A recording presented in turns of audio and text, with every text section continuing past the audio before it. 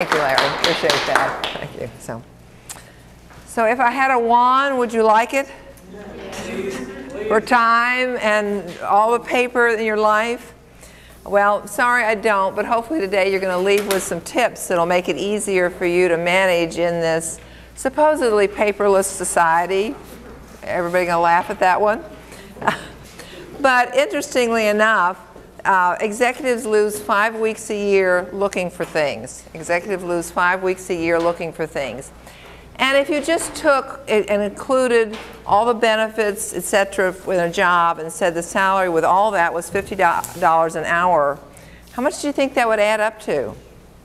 That's about over $4,000 a year that's just down the drain. And if we're working for ourselves, that's $4,000 down the drain too. So you know, the question is, how much time are you losing looking for things? And hopefully we're going to come up with some solutions for that. So does your desk look like a volcano about to erupt? If we opened up your desk drawers, would it be like going through an archaeological dig? And is getting a paper in your filing cabinet, you know, like going into a stuffed turkey? And how many email do you have in your inbox? How many email do you have in your inbox? You know, we should treat our inbox similar to our post office box, but anybody want to guess the number of email I have seen in an inbox? 10,000. I have seen almost 10,000, but had a person in one of my programs fessed up in front of everybody that she worked with, which was surprising. She had 36,000. Now, I'm sorry, computers do searches, but this is not efficient.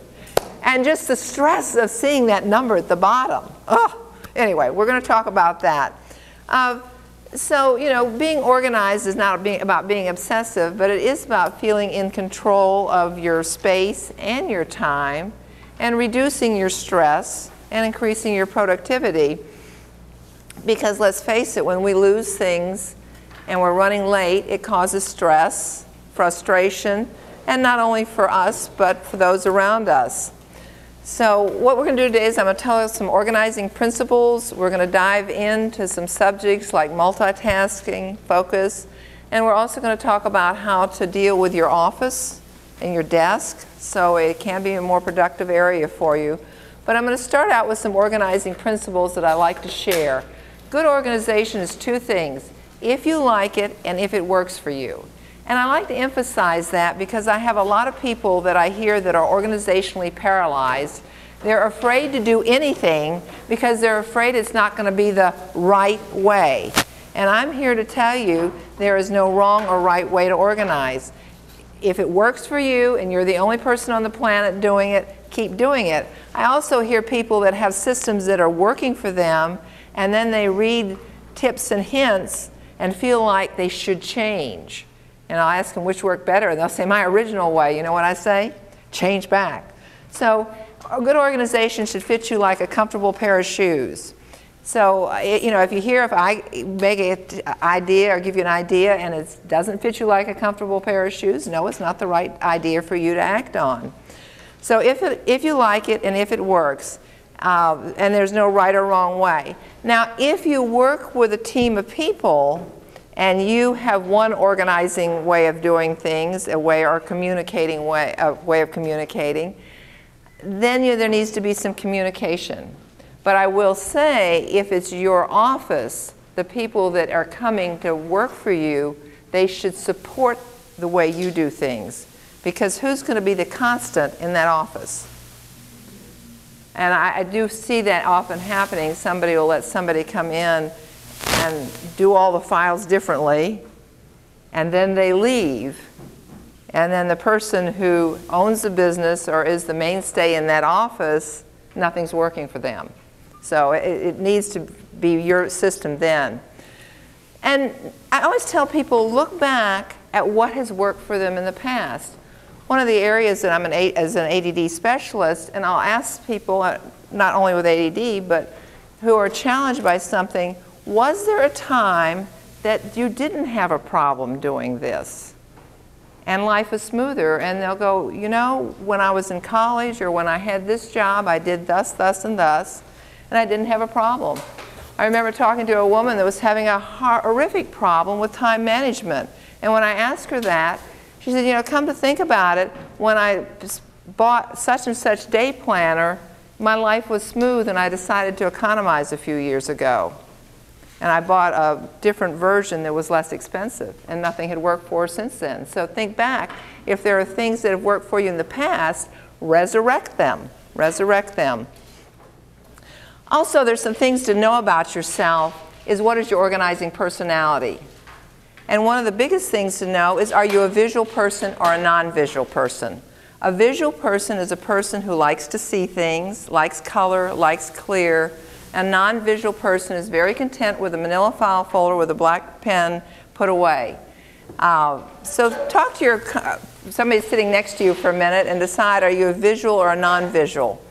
Because this is going to have a big effect on what kind of supplies you buy.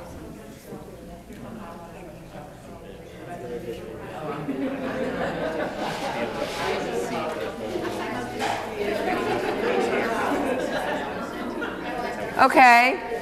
How many people think they're non-visual? That's bad. Okay. How many people think they're visual? Yeah, big, yeah. And we're very fortunate today. There are a lot of visual products to support us. One of the ones I like is Pendaflex has something like this that is very visual, and you know, you can see what you have. A step down from that, which many of my clients and myself keep in our office, are these. You know that sheet of paper that comes into your office? You need it for a couple days, but you really don't need it in a permanent file folder. So we put it in the stack. And then someone calls, and we're flipping through the stack. We know it's there someplace, and we're talking faster because it's not there. We can't find it. It's stuck behind something. You know, you can have an organized stack and just slip those in there, a sheet of paper in there. Or I often use this for, you know, the golden business card. Have you ever come back from a meeting with this real important business card and you put it here and you come back the next day and it's flown someplace else? Surely we didn't lose it.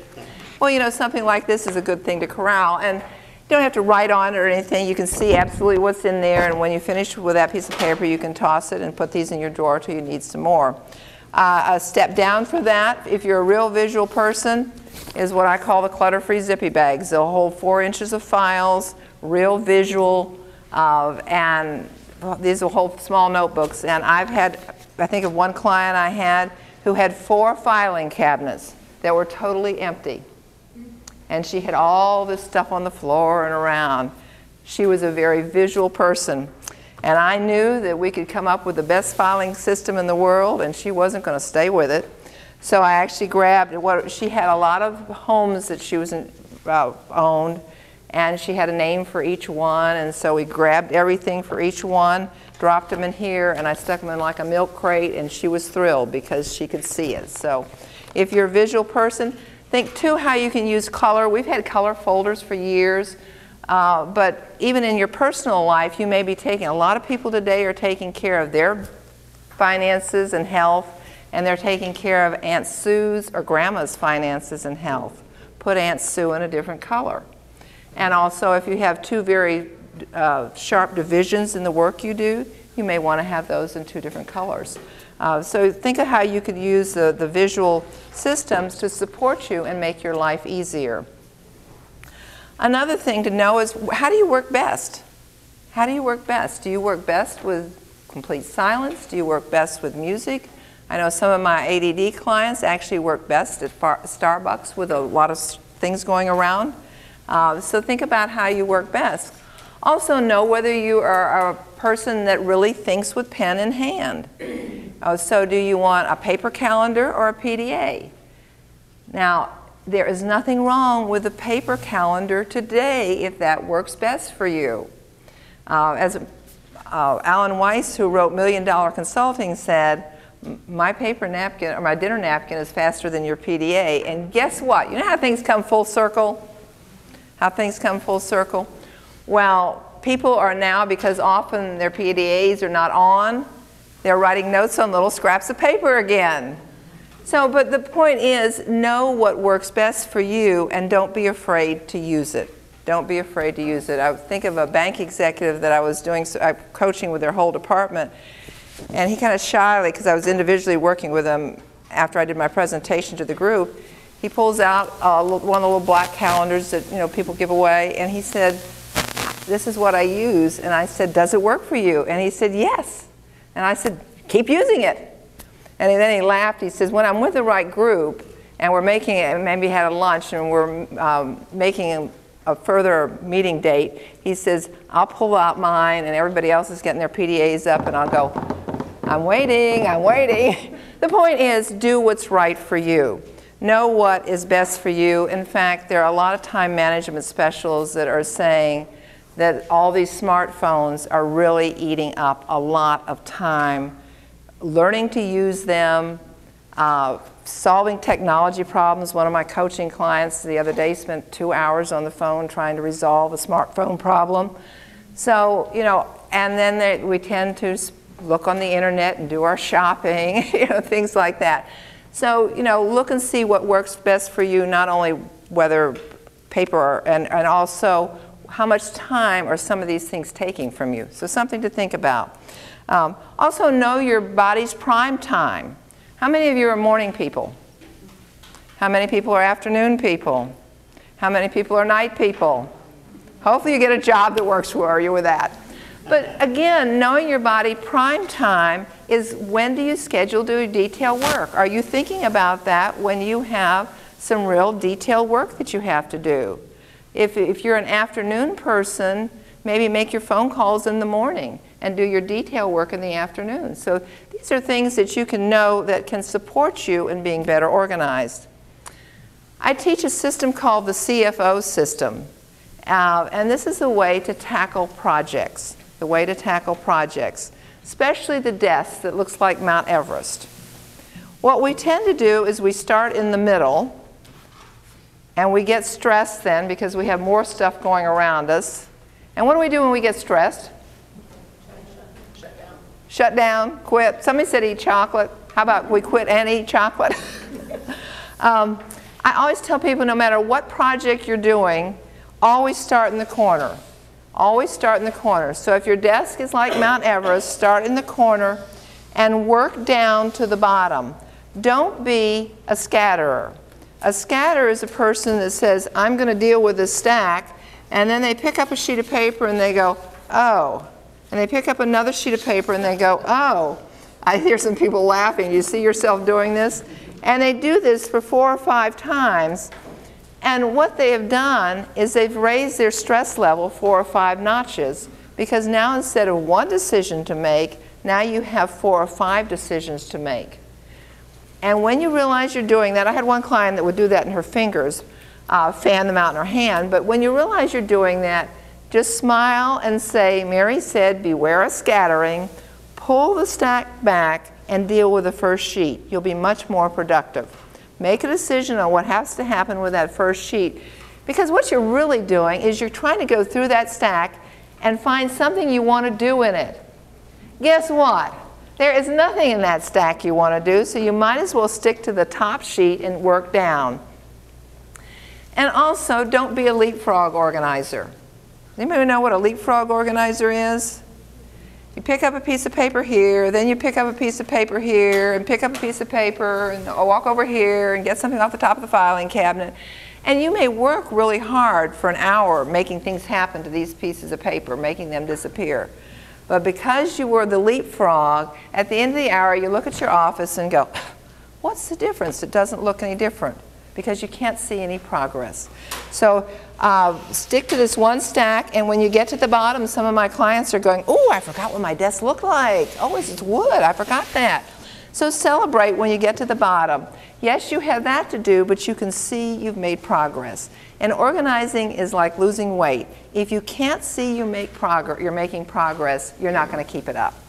So it's clear you start in the corner. The F is that you get on your feet. Get on your feet. When I have clients that have stagnant stacks of paper to go through, and you know the stagnant stacks of paper, those are the ones that have the yellow kind of protective dust shroud on top of them. They've been there so long. I'm sure none of you all have any of those. But if you're on your feet and you're dealing with these papers, you will clip through them just like that. Research shows you have more blood in your brain and you make faster and better decisions when you're on your feet. Did you know that? Did anybody see the article? Well, I had one in the Knoxville Business Journal about this, but there was one that circulated before that. You sit, you die. What do you think that was in reference to? Our health. Our health. AARP had something on one of their magazines, in fact the most recent one, sitting is the new smoking. That's how bad sitting is for us. Think about it. You drive to work, you sit in your desk, you drive home, fix something to eat, maybe do something, and then you sit and watch the TV. And so we're sitting a large percentage of our day. It's become real popular, which is good, to think about this and how it affects our health, because research shows that people that sit have a lot more health issues. I've actually been talking about it for the last 17 years as far as productivity. And one of the things that you may want to think about is where can you make a standing desk? Now I have an artboard, which is a hollow table on 2 sawhorses, nice looking, that I use as a standing desk. Blue Cross, and these have been popular in Europe for a long time, but they're making it to the United States. The new Blue Cross building in Chattanooga, every desk goes from up to down with a touch of an airbrush. So a person can, it's much healthier, they can move. I actually was in an office in Knoxville. I was so impressed. The woman had a desk like that, and she'd taken it the step further. Now, I would kill myself, but you can see this on YouTube. They have the standing desk with the treadmills. And people are doing this on their computers. I'm sorry, I'd probably kill myself. But she actually had one of those. She was smart, though. She had a platform built around it so she wouldn't inadvertently step off. But how can you make a standing desk? Well, when I'm working with a client and they have a lot of papers to sort, I make what I call the instant standing desk. I pick up a box that a ream of paper comes in and I sit on the desk because I don't want my client ending the day like this. So it gets to the right level. Sometimes the lateral filing cabinet makes a nice standing desk area. Some older buildings have nice window ledges that are the right height. There is a company, and I do have, I think some of these are with me, that makes an addition that you can put on your desk, and you can adjust it to the height you are, so you can have a standing desk. And he brings out some interesting points. You feel less fatigue and have more energy at the end of the day and have improved circulation, and you've also gotten some exercise. And he goes on about you being mentally sharper and the fact that people that sit, you know, have a lot of health problems, which is becoming more and more obvious as time goes on. So is there a place that you can make a standing desk? Is there something you could do to periodically stand? Now, I'm not talking about standing for 8 hours, but alternating places. I was in an office the other day and the person had gotten around, you know, like the high stool patio type chair, you know, the tables, and she had put her 2 computer monitors there, so she's alternating between there and her sitting desk. And this would be much healthier. So you may want to think about what you could do to have a standing desk. So the CFO system is fast, you're going to be on your feet, and the O is you work across in an organized line. You make this stack disappear, you make this stack disappear, and then you make this stack disappear. And you can actually use the CFO system for any project you have at home. It works just as well. So just one final more about the health. Doctors report higher rates of diabetes, obesity, heart disease, and even mortality. This was in a Yale report for people that spent more than half their day sitting. And so just something to think about what you could do to alternate for that. And when would you want to stand? Well, at 2 o'clock in the afternoon, my mind turns to mush. I don't know about you all, and I start moving a stack of paper from here to there without doing anything, so I'll go to my standing desk. Or when something is extremely difficult, that's another time to think about standing and working. And of course, as I mentioned, when you have lots of papers to sort, you know, find an area where you can spread out and actually sort and move. You'll go through them much, much quicker. And this applies to you if you have a lot of old mail around your house. You know, a lot of people put their mail, I'll think about it and look at it and think about it later, and later never comes. Take it to your kitchen counter and you can sort it there, and just by going through it, by standing, you're going to be a lot faster. Talking about controllable workplace stress means getting our environment in control. Everybody someplace on your handout write 5 plus 5 plus 5.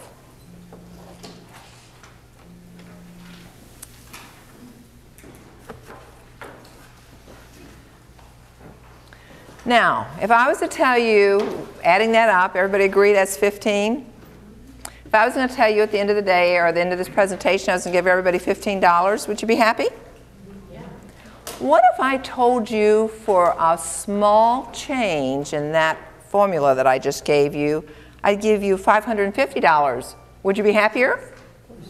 Okay. Look at that and see if there's a small change you could make that would change the 15 to 550. Anybody got an idea?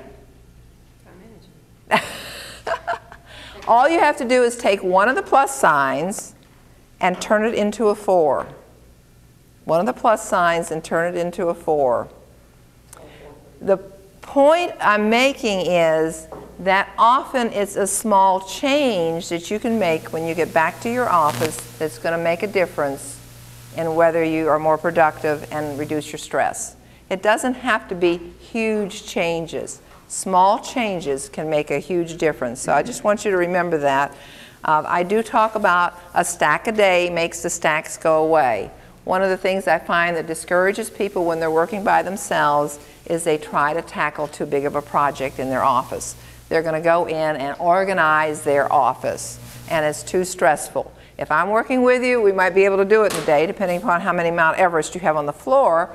But if you're working by yourself, a stack a day can make the stacks go away. And at the end of one stack, when you make that go away, celebrate and say, yes, I did what I said I was going to do. Tomorrow's another day. So that's just something to think about. So how can you prevent some of these stacks from happening? What we ask ourselves when we're going through stacks is, will I ever need this? Now, what is the answer to that question? I don't know. Maybe. So most likely. So then I better keep. Only if you throw it away. So then I better keep it. Well, if we keep everything, we can't find anything. So here's a small change that can make a huge difference. Instead of asking yourself, will I ever need this? Ask yourself, what will make me need this? What will make me need this? Now, when I'm working with clients and they're going through paper and they'll say this goes with this and this goes with that, that's fine. But often they'll pick up paper and they've got this question mark on their face. And I'll ask them, I'll say, what will make you need that? Well, one or two things happens. They'll go, I do need it with project ABC. But most frequently, they'll process it in just a second or two and they'll smile and go, I don't need this. But it does give you a way to make that decision. Does someone else have a copy of the stuff that's in your office? It's not your projects. When I do my seminar with the coaching with the group afterwards, people are always scurrying across the office aisle and leftovers from projects, leftovers from committees, that are things that are still sitting in their office. So look in your office. Do you have stuff that you're no longer involved with? Has your job description changed? Have you got your office current with what your current job is, or is your drawer full of old stuff that you're no longer doing? I know I one time was working in an office and there was a stack of paper on the floor, and my typical question is, tell me about this. So I said, well, tell me about that. And he says, well, that's accounting information. Well, I knew what the gentleman did, but I asked him, I said, do you also do that? And he said, no, Jim down the hall does all the accounting. Now, this had the protective dust shroud on it, so it wasn't a current project. I said, if you need any of this information, do you think Jim would give you another copy? Oh, yeah. The whole stack disappeared. So do you have some of that floating around in your office? Now, we keep our stacks often because we want to be able to remember things. And yes, if you have some things that you're working on, every desk is going to have some stuff you're working on. But if you have stacks and stacks on your desk of projects and things, they aren't reminders. They're breaking your focus. They're breaking your attention, because every time your head comes up, what do you think? Should be working on this, or I wonder what's in there that's running late that I'm going to be late on. So here's a way to make some of these project stacks disappear. But listen carefully. Before you put the stack away, because you're going to be able to put it away, you have to do something. You go out and write when you're going to resurrect that project or when you need to work on it again on your calendar. But never put it away till you get it on your calendar, because the calendar will give you the visual reminder. And let's say you plan it for March 2nd, and March 2nd is one of those days. Well, you've got the visual reminder to move it to March 7th or whenever you can work it on again. So that is one way of being able to put things away and securely remembering them. And that can make a huge difference in your office. Here's a rule of thumb just for what you keep out in your office. If you use it every day, you want it within arm's reach. If you use it once a week, you can walk to someplace else for it. If you use it once a month, you can go in another area to get it. And also look at your desktop. It's nice to have some, I like warm and fuzzy on my desk too. But look and see, do you need a picture of all 12 years of your children growing up? Or can we just have the current one? Because if you have a clearer workspace, you're going to get more work done. And you know, when I was writing my book, my daughter laughed and she said, "Mom, did you," because she was doing some editing for me, she said, "Did you make this one up?" And I said, "No, I see this all the time." How many candy dishes do you have on your desk? I see 3, 4 candy dishes sometimes. You know, you bring one, people give you one, people give you another one, people give you another one. So see if you can calm that down. See if you can calm that down. So everybody has a little card. You see the little colored card you got when you came in? That's going to be your action plan. That's going to be your action plan. I know what happens to handouts. They go in the stack. So notice it's colored. Hopefully it's going to help you see. So we're just going to review for a minute some of the things I talked about and see if you want to write them on your action plan. Now what you write on your action plan will be different from what you write on your action plan, because there are things you want to remember and act on to make a difference when you get to your office. So do you want to remember that you're a visual organizer? Is that something you want to remember? And start looking for products that support that. They have clear hanging file folders. You know, there are a lot of products out there that can support you if you're if you're visual. Do you want to start planning your detail work for your body's prime time? Is that something you want to remember? Are you a morning person? Are you an afternoon person? Do you want to remember the CFO system? It's clear you start in the corner. F, you're going to get on your feet. And O, you're going to work across an organized line. And if you do some standing work, you get what I call the stand-up award. You have more clarity, you have more focus, you're more decisive, you have more stamina, and you have more speed.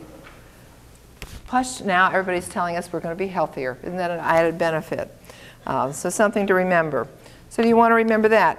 Hopefully you're also going to remember that the question is, what will?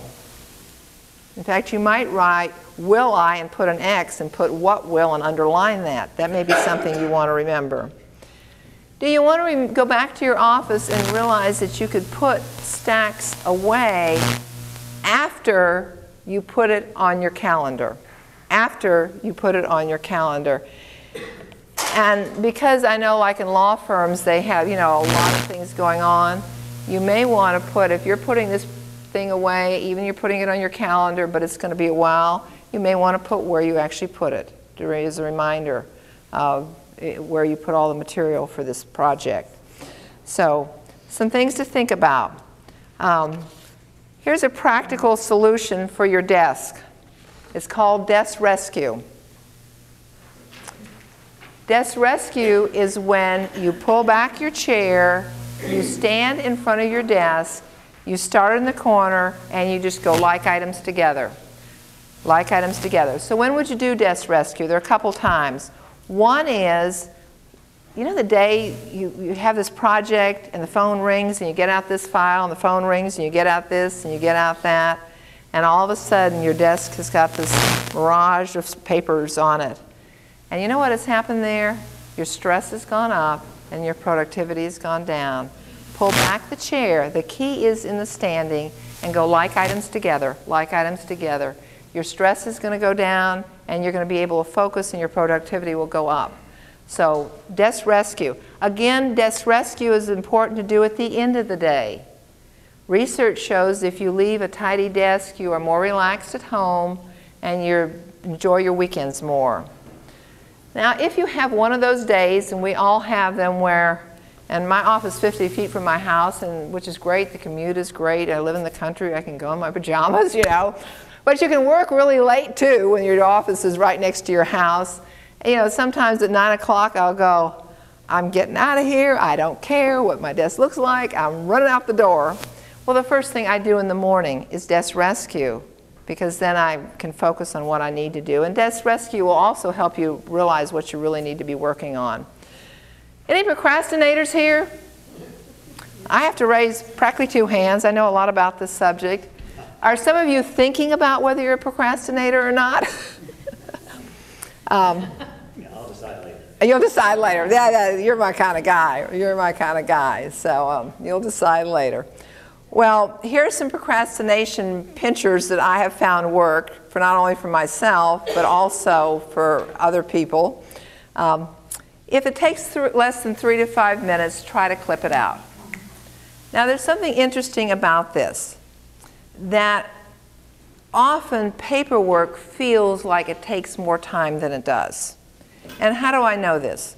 Well, when I'm working with a client, they'll pull out a yellowed sheet of paper, and their face will kind of get that ashen color, and they'll go, oh, I should have done this.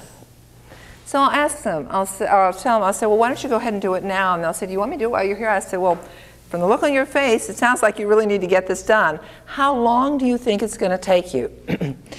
Well, they'll say 15 to 20 minutes. 15 to 20 minutes. I'll say, well, go ahead and do it.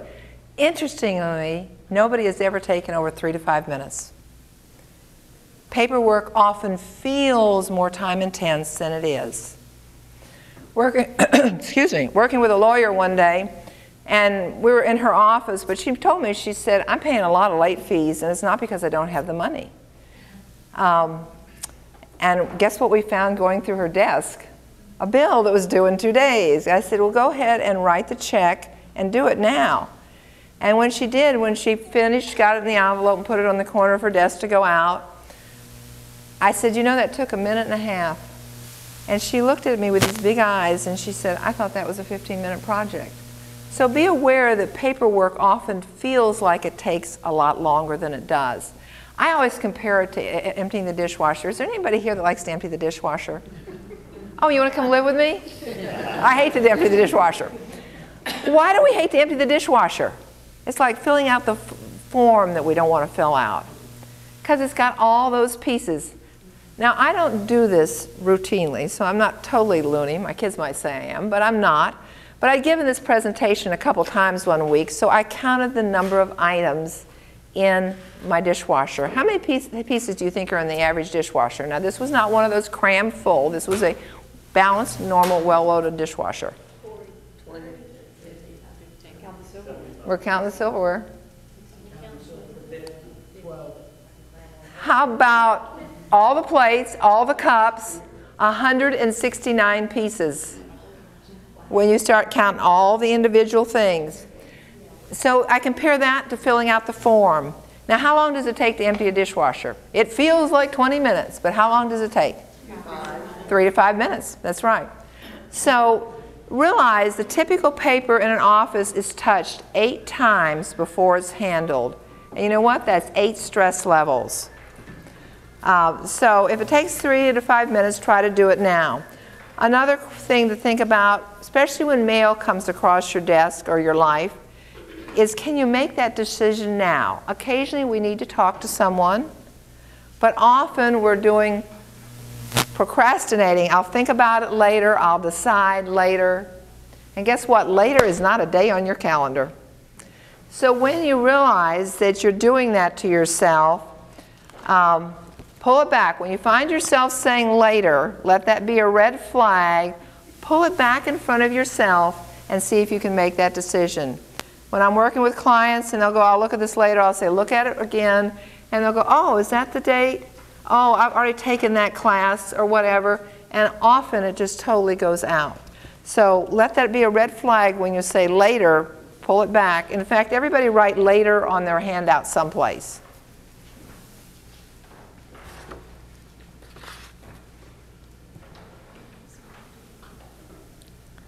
Now, draw a circle around it. Now, draw a diagonal line through it. And remember that. Remember that. Now, here's the one. If nothing else has moved me to action, if I don't want to do it now, I surely don't want to do it later. And that's the one that'll kick me into action. So that's another one. So if it takes less than 3 to 5 minutes, what should you do? Do it now. If you have all the information you need, what should you do? Do it now. And if you don't want to do it now, surely you're not going to want to do it later. What should you do? Yeah, do it now. Now, here is some research that will motivate you even further. Research shows if you have something you don't want to do, everything you do that day will take longer.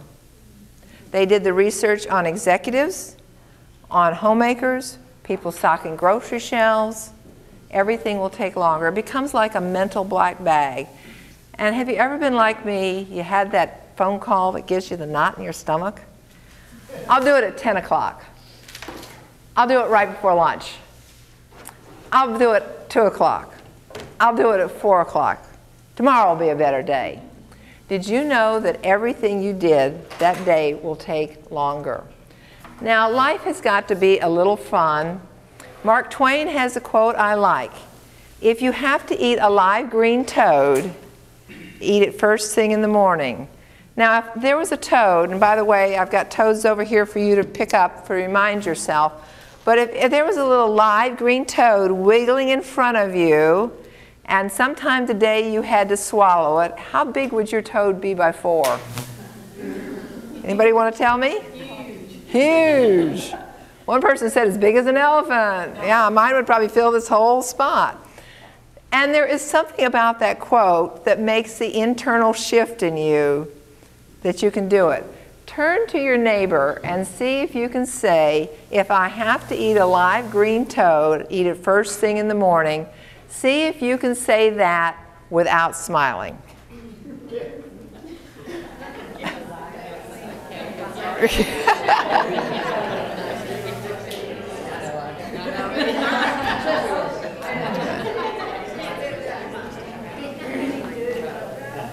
Anybody could do it? Now the thing is, if you could do it, could you do it and you didn't burst out laughing afterwards? Just remember that. Now, I've swallowed a lot of toads, but it really helps. Not long ago, I have this little thing that if I'm not at my desk or sitting down like that, don't schedule appointments. Even in my car, if I'm parked under a shade tree and it's, you know.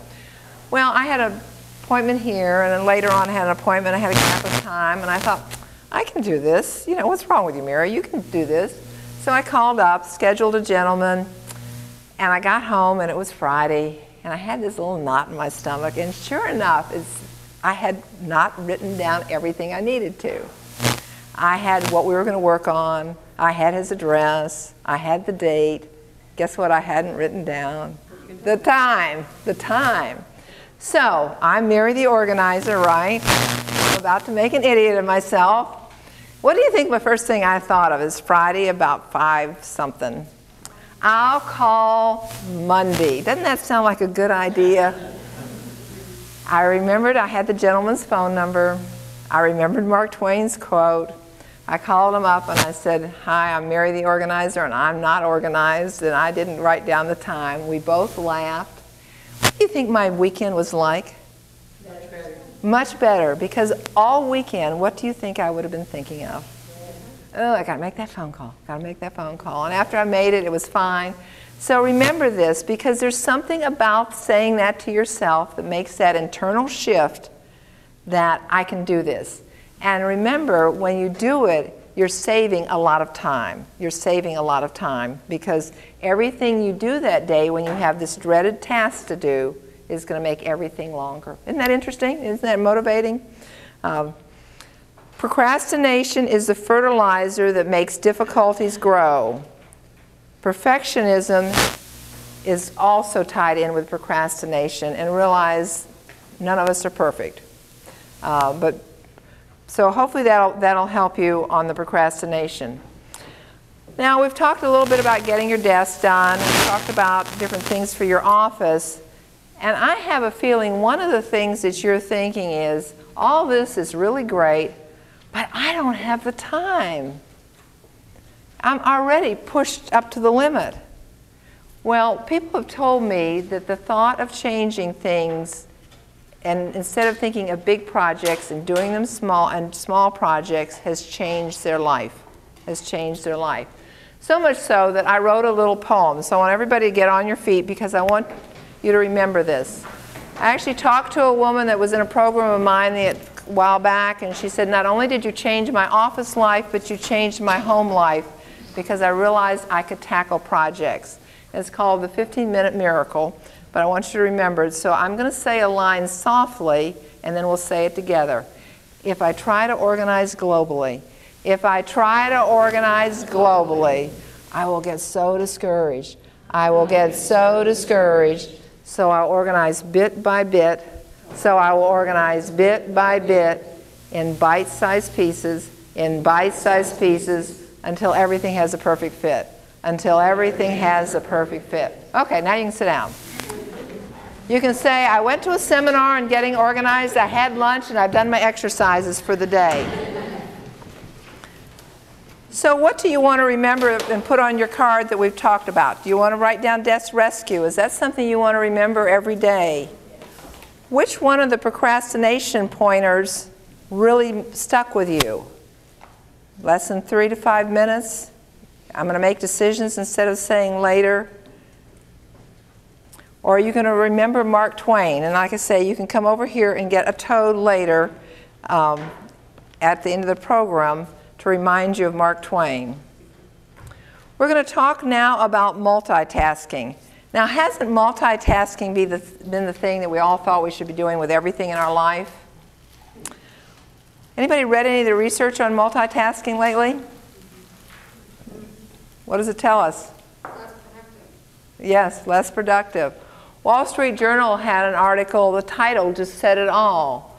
Multitasking makes you stupider. That's what's wrong. And, well, they found out more, you know, as the brain imaging has gotten better. Didn't we always kind of think that this part of our brain was doing this and this part of our brain was doing that? And we can work like that, right? Well, what they're seeing is the brain is going on, off, on, off, on, off, on, off, on, off. In England, there was some debate on whether to pad the telephone post, because people were walking into them and breaking their noses doing what? Texting and talking on their cell phones. So, but seriously, multitasking gives you a weaker memory, makes it more, people have more trouble focusing. Information vanishes from your memory.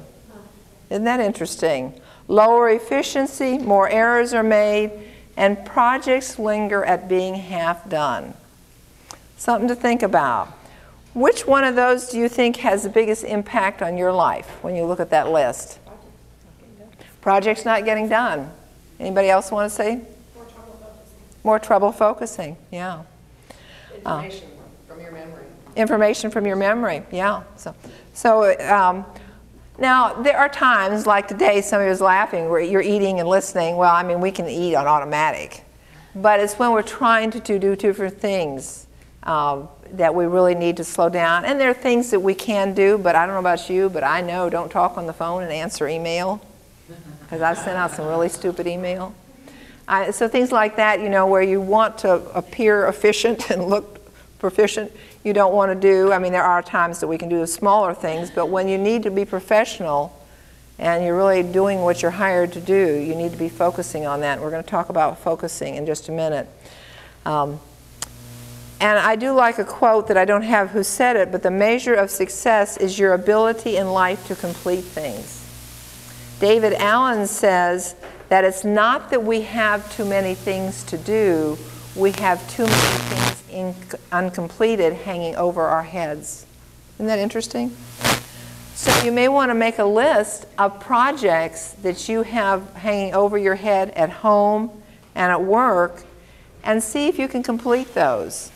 But in my book that I'm working on now called The Organized Mind, Reducing Mind Clutter, I say, you know, it's okay when you look at your list of things at work or at home and maybe you have invested time and money in them, it's okay to say this isn't the right thing for me to be doing now and cross it off your list. And do you have things that are hanging over your head that have been there for months or a year and they're just hanging there uncompleted? So if so, you know, you need to put it on the scale and say, is this really worth me doing? And if it is, you may want to do a project action plan. Do a project action plan, and depending on our time, sometimes I do this in this type of program, but I'll put some up here, but you can also go to my website and download these. Mark Twain, and isn't it interesting that Mark Twain is so brilliant for us in this technology world? He says, the secret, and he wrote this 176 years ago, the secret of getting ahead is getting started. The secret of getting started is breaking your complex, overwhelming task into small, manageable tasks and then starting on the first one. Starting on the first one. And that's the benefit of using something like this for a project action plan. You can use it in business and also for a project at home. I've got 2 projects that I'm I just finished one, and I'm doing another major house project, and I've got a project action plan where I'm listing things and I'm remembering little things that could get off my radar. I'm jotting them down, so when I have the person that's doing some of the work for me, all the little things are going to get done. And I'm also making a time frame so I get things done in the right order. But this is also great for work. You know, if you have something that's hanging over your head, you need to get it done. Remember Mark Twain and break it into small segments. Just a couple thoughts on multitasking. It talks about the brain working in a strict linear sequence, and when we multitask, we're getting it to switch off and on, off and on. So realize there are a lot of times when multitasking is going to make you stupider, as the Wall Street Journal said. Make all of us stupider. I'm going to talk about focus time. Focus time is when you turn off all technology. Now, I want to hear everybody say, that won't work for me. Oh, let's say it. That won't work for me. Now that we've got that out of the way, let's figure out how you can make it work. Because it takes 15 to 20 minutes for your mind to get in the deep analytical part of it to do work that probably is why you were hired or what you need to be doing if you're self-employed. And if we are checking email, checking texts, answering phones, it's like going to the pool and sticking our foot in the water and at the end of the day going, I wonder why I never got in the pool. Well, if you're not having focus time, is that why you're coming in on Saturday? Or is that why you're coming in early or staying late to get work done? So let's talk about focus time. I am not talking about blocking off 4 hours where you're totally unconnected to the world. I am talking about maybe setting aside an hour a day that you need for working on projects that you need to complete. And how do you do that? Well, if you're working with a group of people, you tell everybody, you know, I'm trying to make from 10 to 11 my focus time, so please don't interrupt. There was a company where everybody was in cubicles, and they would actually put a sign when someone was on a deadline and needed focus time. They'd put a sign on the back of their chair. It was red, and it says, don't interrupt unless smoke coming out of the air vent. So, you know, communicate with the people around you, especially if you have a position of importance and all of a sudden you're closing your door. Everybody around you is going to wonder what catastrophe is happening in the company. So tell everybody, I'm closing my door, and when you see it closed from 10 to 11, you'll know I'm trying to work on things that I need to accomplish. So unless it's an emergency, please don't interrupt. But now there's some things you have to do besides that. You have to make sure your email is not coming in. I have had a number of people told me that when they stop their email from rolling in, they are getting so much more done. You know, email was not meant to be an instant thing that it's turned into.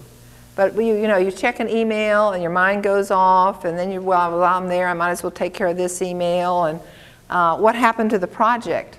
Again, you're coming in on Saturday or staying late or coming in early to work on. So I really encourage you to think about what you have to do to get some focus time, and part of it is communicating with those around you. It also means turning off your cell phone.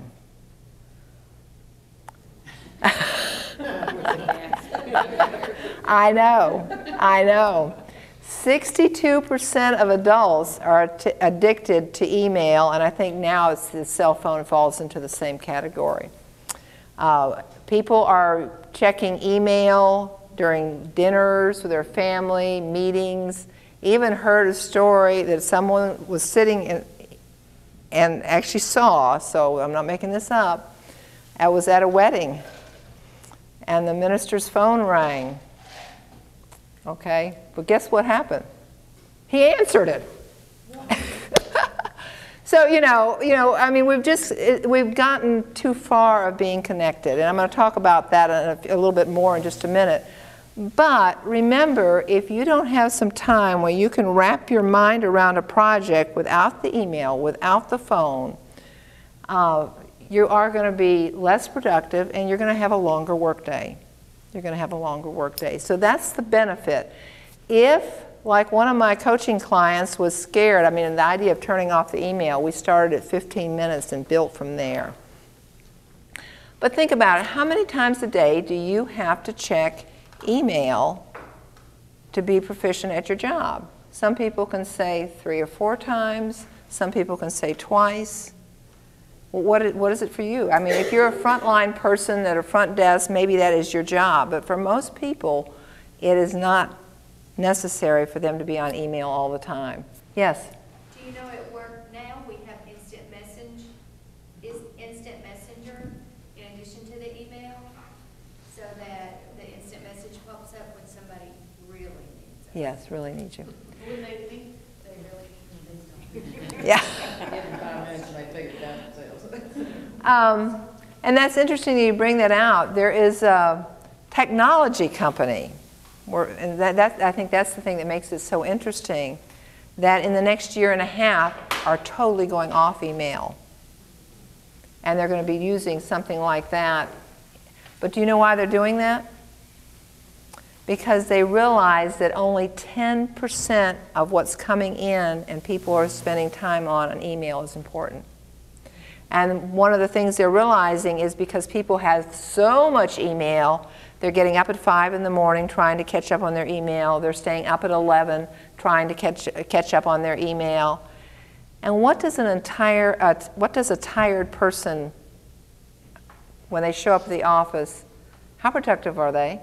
Or how productive are any of us when we're tired? And they're realizing, and this is a technology company that's in 70 countries. They're totally going off email because it's consuming so much non-productive time. Isn't that interesting? I thought that was really interesting. So turn to your neighbor for a minute and think of how you could get some focus time. What would you have to do?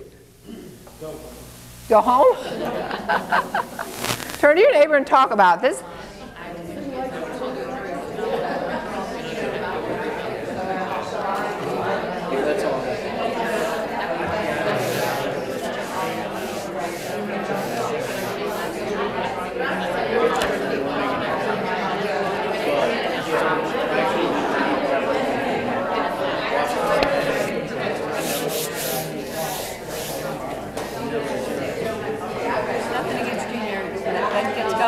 Oh, okay. Blows right in my face.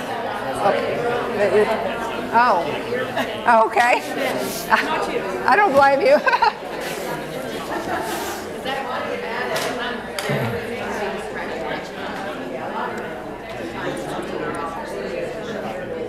Okay. Okay. Who has decided how they can get focus time? Somebody want to share? What was the question? Yeah, how you can get focus time. How you're going to get focus time. Yes. You can designate a certain time per day. Are you going to do that? No. I do that now. Oh, good for you. Yeah. Well, you get the little stand-up man to remind you the power of standing. Anybody on this side want to share? Yes. I have to leave the office. Okay, so is there a place you can go and work? Yeah, just out in my car. I'd rather go out in my car, shut the door, and everybody leave me alone. Is there any way you could do that in the office, though? No, it's all open. It's just all open, so there's no place to go. The only place to go. Do you have a cubicle? Walls? Do you have a chair? We have a chair. Okay. So make the chair my corner space. Well, I would just say, you know, in this one area where everybody was in open cubicles, so it was really open, that's when they put the red sign on the back of the chair and said, you know, please don't interrupt unless smoke is coming out of the air vent. I've got, you know, I'm working on a project. And everybody respected that because they knew. So pass back that to her, please.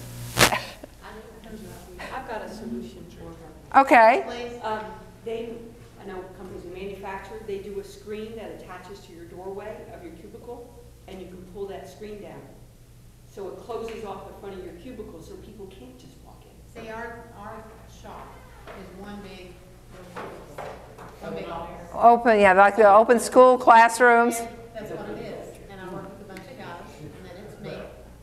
And then it's all, and then it's just, you know, everybody's just, I'm the mom. I mean, I'm sorry to say that, but it's just they all come to me. And What- it's like, you know, you're trying to make phone calls, you're trying to answer your emails, you're trying to do everything that you're supposed to be doing to be productive. And they're like, hey, do the hey. Yeah, so it's just like, either I sit in my car and I shut the door, that's my mobile office. Okay, so it's your mobile. And they actually make mobile office units. Did you know that? I have Anyway. But two things. You could tell everybody when you see this sign, I really can't be interrupted. The other thing, I was talking to someone who worked in an office where there were actually a lot of people with ADD, and so that people were, you know, oh, talk to me this, you know, bouncing around. And she said, but she does accounting, so, you know, she needs to be focusing on the numbers. And so I said, just put a sheet of paper on and tell me your issue, and I'll get back with you. So they could write, you know. But you're going to have to talk to people about what the interruptions are doing to you. In fact, in offices, one of the things I talk about is have a discussion, a group discussion on interruption etiquette. Because if I keep calling you about something, I'm interrupting two people, you and who else?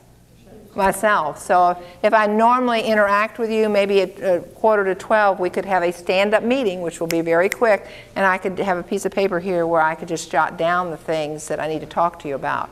And that way I stay more focused and you stay more focused. So you may want to have a conversation about interruption etiquette, you know, and have some way of letting everybody know when you really can't be interrupted. I mean, say I got asked yesterday, they said, why don't you have this done? I'm like, excuse me, when? You know, Yeah. When was I supposed to get it done? So, yeah, thank you. Okay. So think about too, and I'm going to just touch on this. You know, everybody's read about the lean process, the 5S that Toyota does. And that can work in your office too. There's actually the lean office. I've got some training in that. But you know, think about if manufacturing functioned like most of us in offices, there'd be no products. But we need to think about how to streamline things. I'm going to keep talking, but if you haven't filled this out, go ahead and do that, because I am going to do a drawing of, so has everybody got those filled out? If you do, pass them to the end. Did everybody fill out the little white sheets? We're going to keep talking, but I wanted to, oh, thank you, Larry. One of the things too is if you want more hints and tips, you can go to my website